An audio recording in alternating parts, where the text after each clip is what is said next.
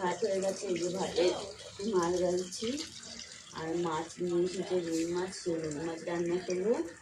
আর সব সবজি দিয়ে তরকারি বসেছি, যেহেতু মানে আজকে মেজোবোনের ছেলে ঠেলে আসবে, তো ওর জন্য বাজার থেকে এই যে রুই মাছ নিয়ে এসেছে। এখন এই রুই মাছ করবো আর সবজি তরকারিটা করবো নিরামিষ, আর ধনে পাতা বাটা করবো।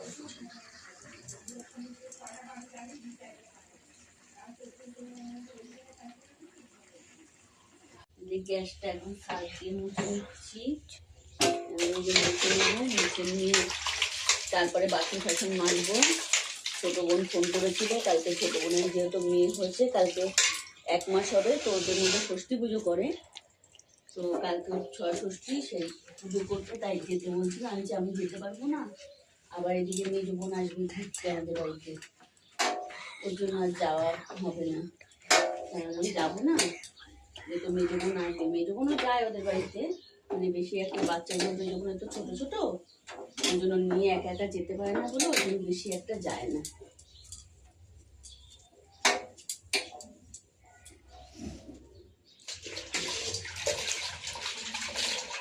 যে বাসন টাসন মাজছি, ওই বাসন মধ্যে বের করেছি, বাসনগুলো মাজবো। আগে রান্না করে সেই ন্যাকড়াগুলো ধুয়ে তুলে নিয়ে তারপরে বাসন মাজবো। ঠাকুরেরও গোপালেরও মশারি টাশারি জামা কাপড়গুলো কাচতে হবে, এখন এটা মেয়েকে ধুয়ে সেটি ধরে থাকবে।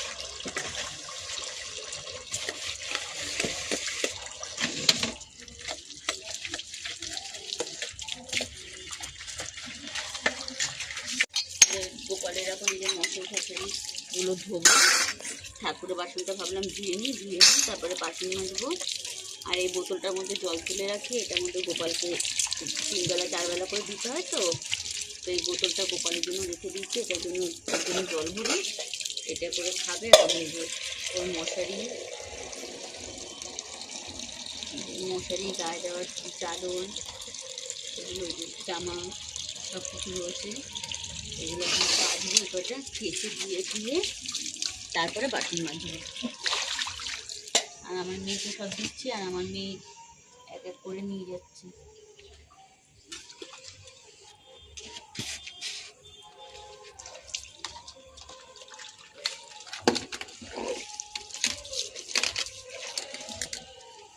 তার পনিরটা দেওয়া হয়ে গেছে।